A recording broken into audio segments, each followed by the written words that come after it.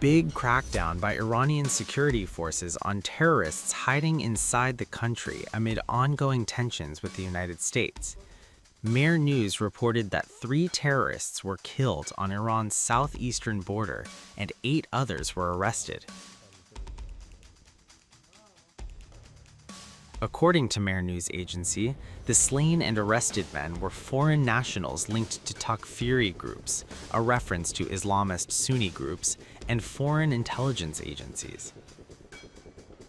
The clampdown's part of a joint operation by Iranian intelligence forces, the IRGC Quds base stationed in the southeastern borders, and the law enforcement forces. The Iranian forces struck terrorists' houses and recovered various types of weapons from the hideouts, including RPG-7s, American M4 rifles equipped with night vision, and several AK-47 rifles equipped with grenade launchers and pistols. The arrested elements explicitly confessed during preliminary interrogations to their involvement in the recent attack on a police checkpoint in Kerman, which resulted in the killing of 3 law enforcement officers and 1 citizen. Since the 12-day war with Israel in 2025, Iran's security forces have launched a sweeping campaign to dismantle foreign militant and espionage networks.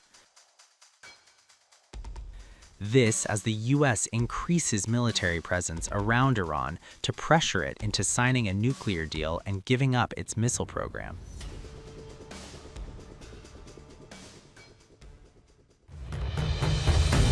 The waters of the Persian Gulf have turned into a stage for confrontation.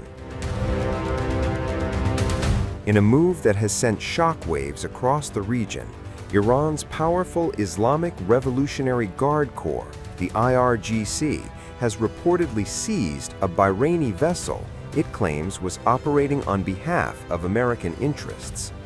Tehran hasn't just detained a boat, it has fired a warning shot across the Gulf. According to emerging reports, the vessel, described as a Bahraini boat allegedly linked to U.S. military operations, was intercepted and forced toward Iranian waters. Details remain murky. No official confirmation from Washington, no formal acknowledgement from Manama, but the implications are explosive. Bahrain's Interior Ministry says 3 Bahraini sailors were confronted at gunpoint on February 18 while navigating within their own territorial waters. Their testimony paints a chilling picture: armed men intercepting their vessel, ordering them to change course, forcing them away from Bahraini waters and toward Iran. The sailors say they were compelled to board the attacker's boat. One of their engines was seized, personal belongings taken. 3 hours later, they were released, shaken but alive, left to make their way back home across tense and heavily militarized waters. Iran has not publicly detailed the operation, but the signal is unmistakable. Bahrain is no ordinary Gulf state. It is a key U.S. ally and host to American naval forces in the region. Any confrontation involving a Bahraini vessel inevitably reverberates far beyond its coastline. It touches Washington. It touches the balance of power in the Gulf. And this incident comes at a combustible moment. Tehran has already vowed it would respond ferociously to any U.S. strike. Iran's foreign ministry spokesman, Ismail Bahei, made it clear there is no such thing as a limited attack. Any act of aggression, he warned, would trigger a forceful and inherent right of self-defense. I think there is no limited strikes. An act of aggression would be regarded as an act of aggression, period. And any state would react to an act of aggression as part of its inherent right of self-defense ferociously. So that's what we would do. Regarding the elements of any deal or agreement, whatever you may call it at the end of the day, I think it's quite clear. The main part of such deal would consist of sanctions termination, which must be implemented, must be undertaken by the United States. And on the other side, there would be certain clear measures on the part of Iran to make sure that Iran's nuclear program would never be weaponized. I think these are the main two elements of any deal that can be considered by both sides. Those remarks were directed squarely at Donald Trump, amid reports that the U.S. president has been weighing options, including the possibility of a limited strike designed to pressure Tehran into concessions. At the same time, the American military footprint in the region has been expanding. Warships, aircraft, defensive systems, a steady buildup designed to deter, but also one that raises the temperature with every new deployment. Yet even as war talk swirls, diplomacy flickers. 2 rounds of indirect nuclear talks have already taken place in Geneva. Tehran has agreed to prepare a written proposal addressing American concerns raised during those discussions. A 3rd round is scheduled. Officials speak cautiously of progress, but the clock is ticking and mistrust runs deep.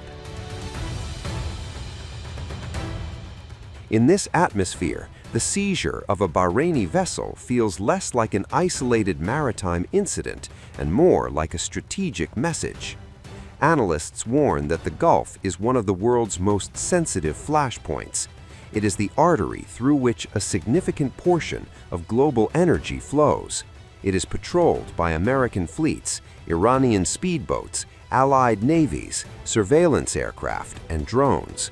One miscalculation here can ripple across markets, militaries, and governments.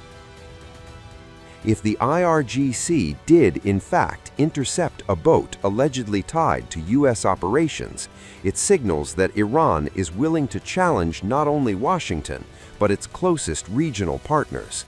And that is what makes this step so significant. It's not simply about 3 sailors, it's about the message. Iran is watching, Iran is prepared, and Iran is willing to act. For Bahrain, the incident raises urgent questions about maritime security. For the United States, it underscores the risks facing its allies.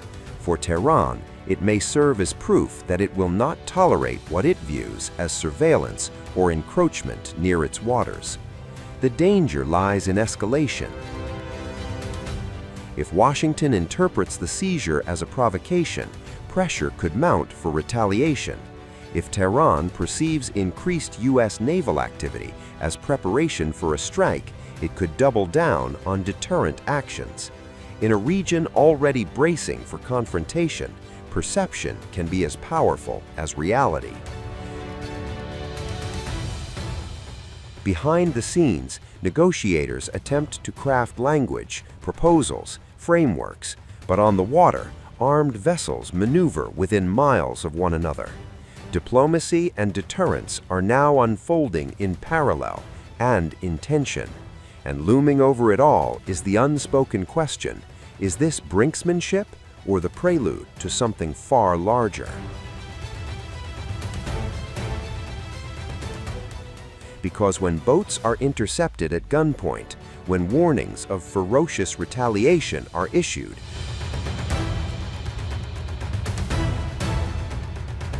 when military buildups intensify alongside fragile talks, the margin for error shrinks.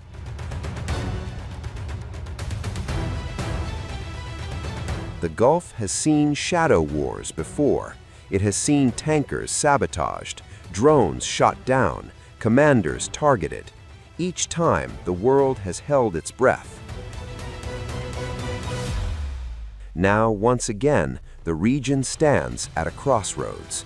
Diplomacy on one side, confrontation on the other. And just days earlier, Iran held a dramatic drill, sending a powerful message to US.